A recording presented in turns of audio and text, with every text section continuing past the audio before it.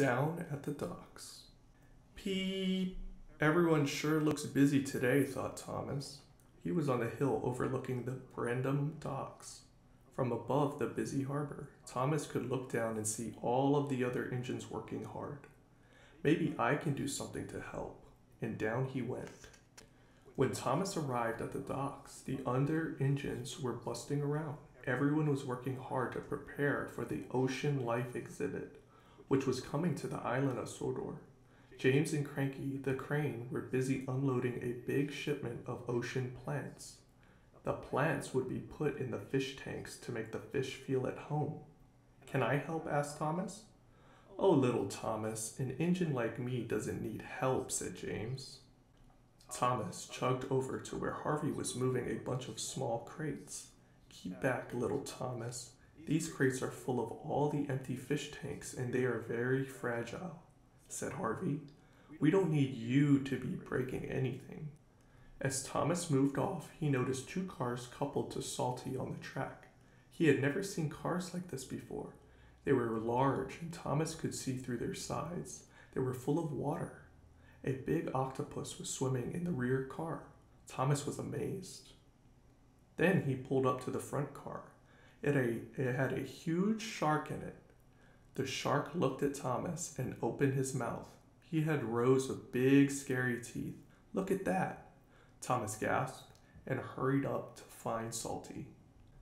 Amazing, aren't they, these critters from the deep? Hey, Thomas, said Salty.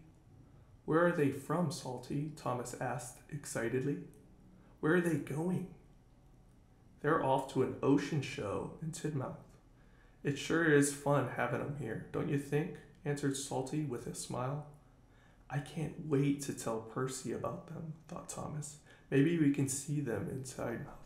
Thomas was still marveling over the shark when Henry rushed by.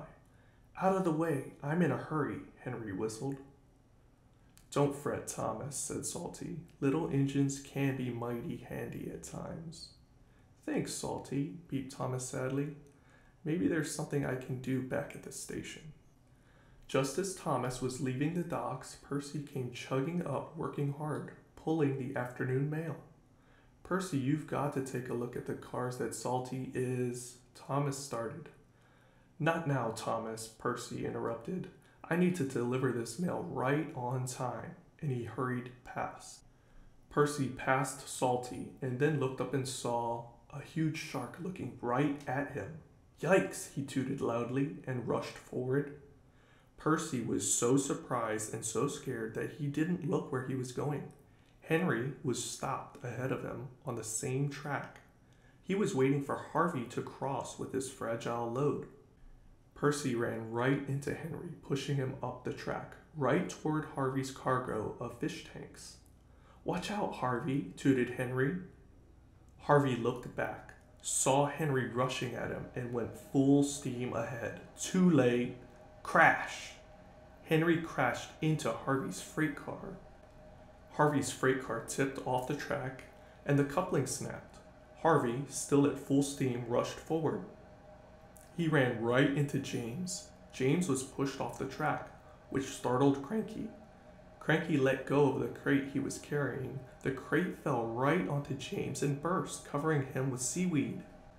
Thomas saw what happened and came hurrying back to help.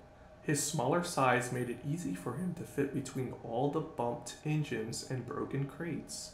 First, he helped pull Percy back on the track. Then he kept the freight cars in order while the spilled mail and all the broken crates were cleared up. Finally, he helped Harvey put James back onto the track. And he didn't even tease James about his green face. Later, when everything was in order again, he went to look at the shark, whose car was sitting on a siding. Salty pulled up beside him. Well, Thomas, I knew you'd find some way to prove what a really useful engine you are, he said. Thomas smiled and looked back at the shark, who gave him a big wink.